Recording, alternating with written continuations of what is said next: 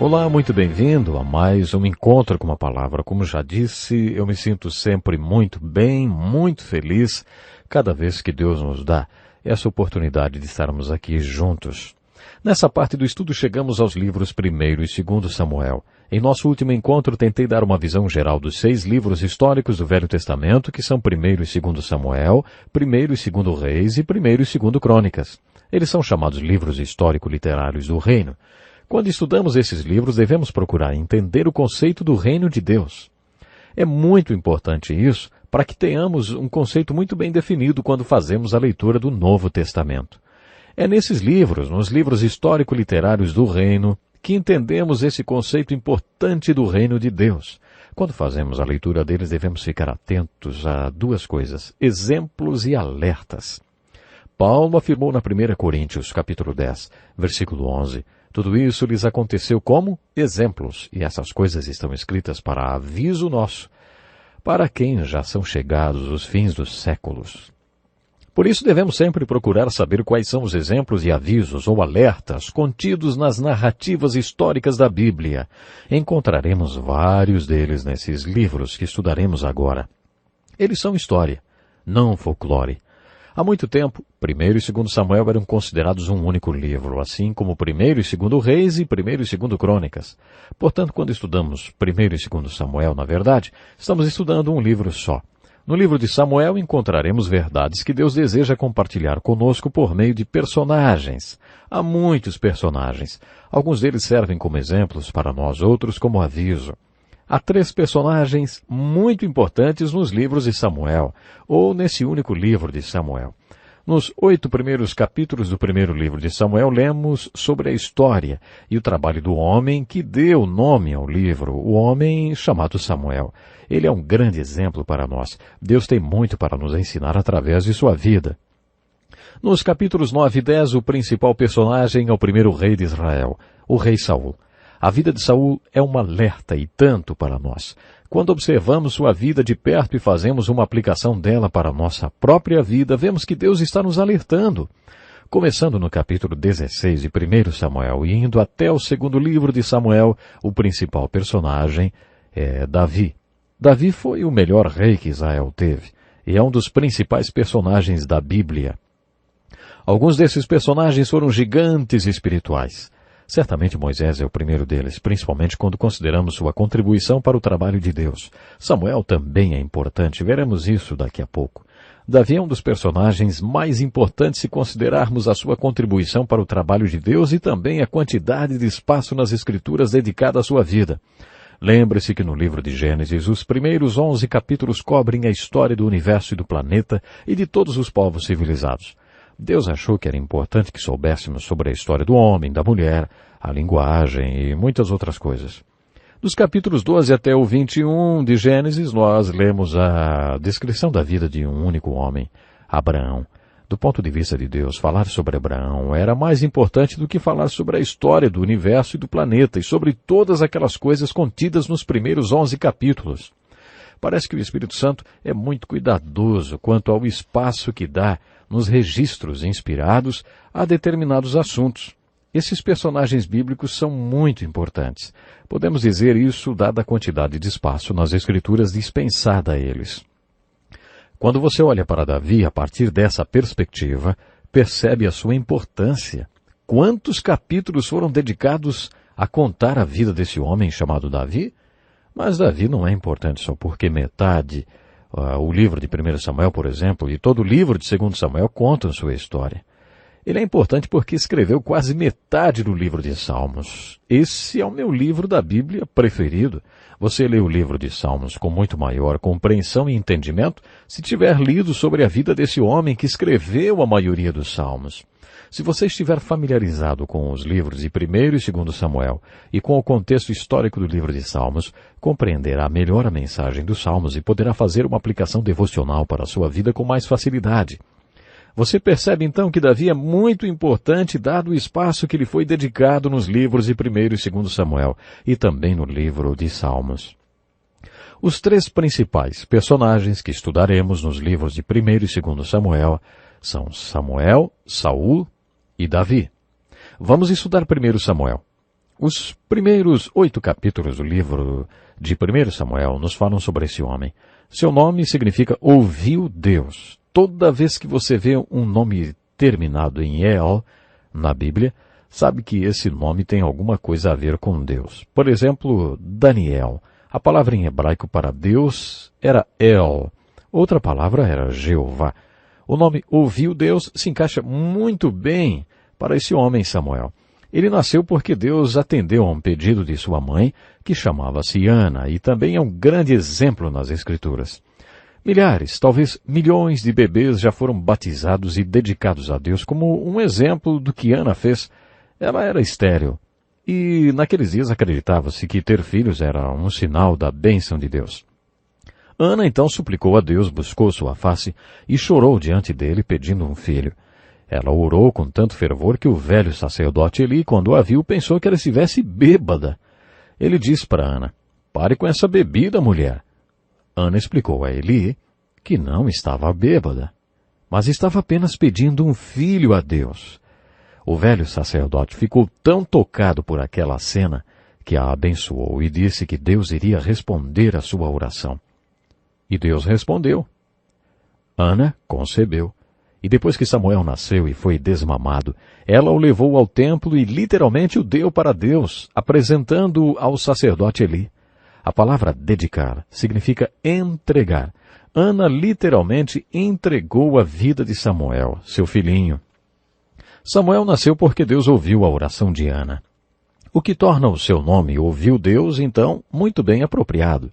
Esse nome também se encaixa bem a ele devido a outro acontecimento durante a sua infância, quando estava sendo criado no templo pelo sacerdote Eli. O próprio Samuel ouviu a voz de Deus. Deus falou-lhe sobre algo muito impressionante. O velho sacerdote que o estava criando como se fosse seu próprio pai tornou-se uma pessoa que desobedeceu a Deus. Eli não disciplinou seus filhos. Muitas coisas erradas estavam acontecendo no templo porque Eli não disciplinava seus filhos. Deus falou com o jovem Samuel e por seu intermédio deu uma mensagem ao velho sacerdote. Ele seria removido do sacerdócio porque não disciplinou seus filhos. Por isso o nome ouviu Deus era perfeito para ele, também na idade adulta. As Escrituras dizem que todo Israel, de Dan até Beceba, quer dizer, do norte ao sul, soube que Samuel falava como profeta do Senhor entre eles, e que Deus não deixava que nenhuma de suas palavras caíssem por terra.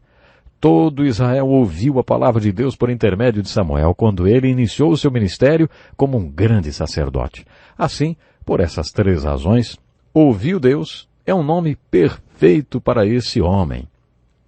Samuel é um exemplo por vários motivos. Primeiramente porque ele e sua mãe Ana são exemplos do que chamamos de estímulo cristão. Muita gente acha que se alguém quer realmente servir a Deus como ministro, profeta ou pregador, deve viver no mundo e experimentar o mundo. Tem que ir até onde as pessoas que não creem estão e lutar pela sua fé. Ele tem que se misturar com o mundo. Supostamente, isso fará dele um bom sacerdote, um ministro, um pregador. A vida de Samuel e de João Batista são exemplos contrários a isso. Jesus falou que o maior profeta nascido de mulher foi João Batista. Seus pais tementes a Deus, Zacarias e Isabel, criaram João Batista no deserto.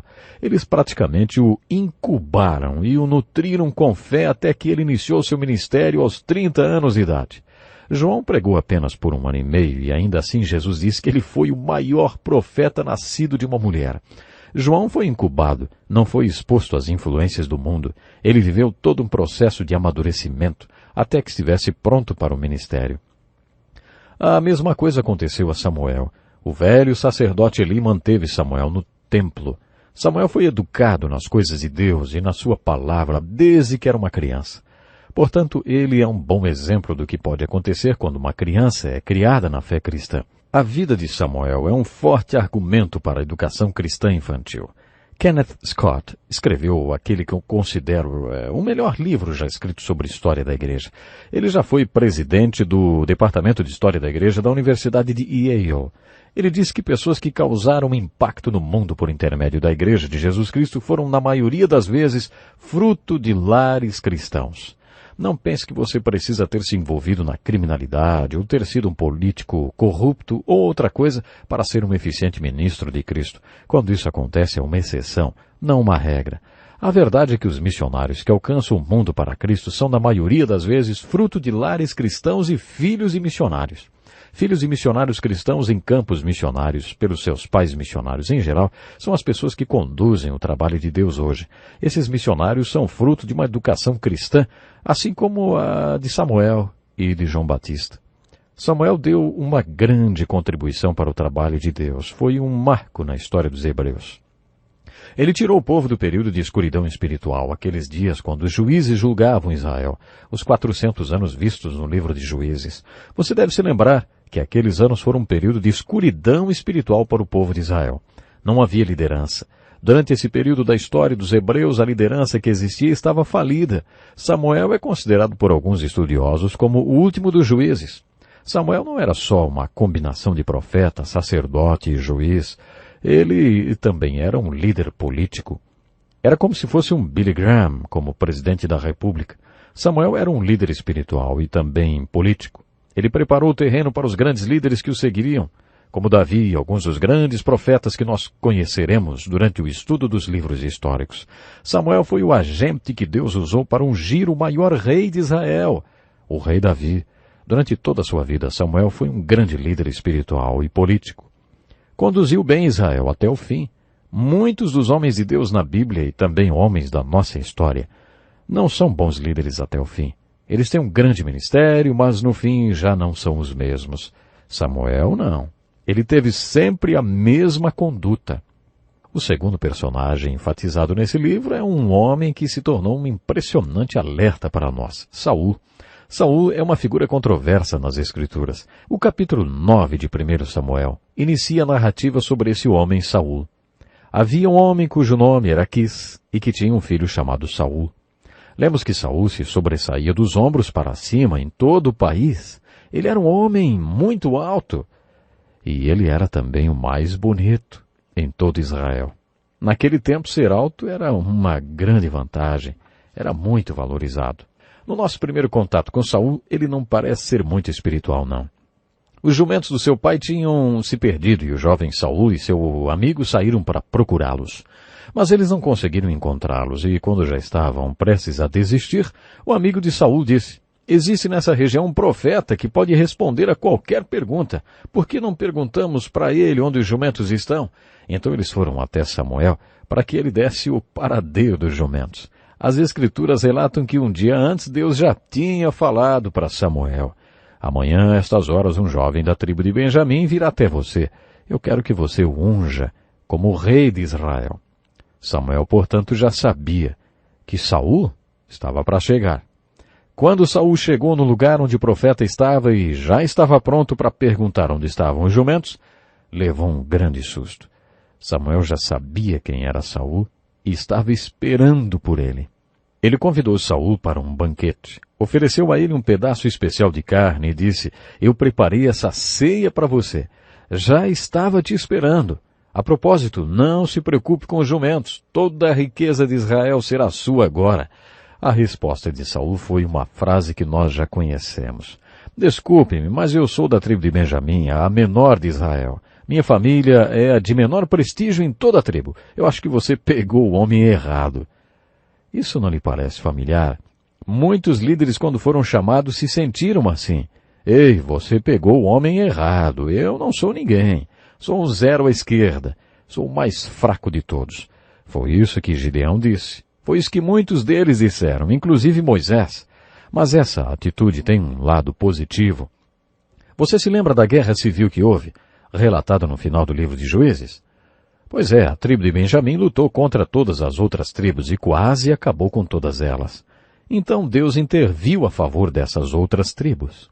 Aí então as 11 tribos quase exterminaram a tribo de Benjamim. Sobraram apenas 600 benjamitas quando Deus interviu pela segunda vez. Deus disse: eu não quero que nenhuma das minhas tribos pereça na face da terra. Então os 600 benjamitas foram levados para um lugar no deserto. As outras tribos levaram mulheres para eles e disseram: aqui estão. Procriem, porque Deus diz que não quer que nenhuma das suas tribos seja exterminada na face da terra. Essa era a história de Saul. Por isso ele disse, eu venho da menor tribo e sou o mais fraco de todos. Mas Samuel o ungiu como o primeiro rei de Israel, porque Deus o mandou fazer isso. Acho lindo o final dessa história. Então, naquele dia, Saul partiu o pão com Samuel. Eu tenho certeza que Saul jamais se esqueceu daquele dia. Tem um amigo pastor que contou uma experiência interessante para mim. Ele disse assim, alguns anos quando eu era presidente da associação ministerial, pediram-me para recepcionar uma pessoa muito importante no aeroporto. Era um servo de Deus. Seu nome era Dr. Abraham Vereid. Nunca tinha ouvido falar dele antes. Foi ele quem criou o café da manhã e oração com o presidente da República em Washington, na capital dos Estados Unidos. Ele tinha um ministério fantástico, era um homem muito espiritual. Alguns dos homens que o acompanhavam ficaram comigo e eu tinha que levá-los para o jantar. Eu não tinha condições de pagar um jantar para toda aquela gente e eu não sabia o que fazer. Estava quase tendo um ataque do coração naquele restaurante. Aí, meu amigo disse, eu olhei o menu e pensei comigo, com uma oração. Ah, se todo mundo pedisse esse prato de linguado barato, aí ficaria mais fácil. Dr. Vereid vira-se para o garçom e diz, eu vou querer esse prato de linguado aqui. Olha, na verdade nós vamos todos comer linguado, porque nós estamos com pressa. Eu pensei comigo, esse homem está em contato direto com Deus. Quando eu o encontrei no aeroporto, ele segurou minha mão e disse, você é jovem, já conhece a Deus? Ele tinha um cabelão branco, parecia um profeta. Não dava para dizer se ele estava falando com Deus ou com você. No meio da conversa, de repente, você percebia que ele não estava mais falando com você, mas com o Senhor. Aí você abaixava a cabeça e percebia que ele estava falando outra vez com você. Sabe, ele era muito espiritual. E esse meu amigo pastor diz, depois daquele jantar eu o levei para a igreja onde ele iria pregar naquela noite. Nunca vou esquecer isso. Antes de entrar no templo, ele me levou para o canto e perguntou o que eu iria fazer no dia seguinte. Eu disse que iria dar uma aula bíblica. E ele falou, vamos entregar isso para Deus. Passou o braço no meu ombro e orou por mim. Nunca me esquecerei dessa experiência, meu amigo fala. No dia seguinte, durante a minha aula bíblica, eu achei que seria arrebatado ou alguma coisa, porque tamanha era a unção naquele dia, tamanha era a unção naquela aula. Quando eu parti o pão com o Dr. Abraham Vereid, a minha vida mudou. Minha experiência com ele me deu uma ideia do que significou para Saul encontrar-se com Samuel e partir o pão com ele, disse esse meu amigo. E ele tinha razão. Saul foi ungido rei, mas não foi um bom rei. Sua vida, portanto, tornou-se uma alerta. Ele poderia ter sido um grande homem espiritual. Mais tarde na história, Samuel disse algo impressionante para Saul. Quando Samuel tirou o reinado de Saul, na verdade, quando Samuel demitiu Saul, ele disse, Deus tinha planejado fazer de você e de seus descendentes reis de Israel para sempre, mas agora o reino será tirado de você. Parece que isso significou que Saul e seus descendentes jamais seriam reis. Mas Saul escolheu desobedecer a Deus, e por isso Deus teve que tirá-lo. Saul parecia ter sido profundamente afetado por suas experiências espirituais. Samuel disse, você vai subir esse monte. Quando chegar onde está a guarnição dos filisteus, vai acontecer tal e tal coisa com você. Então você encontrará 3 homens que estarão descendo o monte. Eles estarão segurando tal coisa e farão isso, e você fará aquilo outro, viu? Samuel previu todos esses sinais que foram cumpridos ao pé da letra. O sinal mais importante que Samuel previu foi, Deus dará a você um novo coração. Seu espírito virá sobre você de maneira poderosa e você será transformado. Todas essas coisas aconteceram com Saul, e pareceu que ele tinha sido muito afetado por todas elas. Porém, Saul desobedeceu a Deus 2 vezes. Não uma vez, mas 2. Ele entrou numa batalha contra os filisteus e o seu exército estava desertando. Saul sabia que Samuel chegaria em 7 dias. Quando chegou o último dia e Samuel não chegou, Saul pegou nos objetos de sacrifício, ocupou o lugar de Samuel e fez as vezes de sacerdote.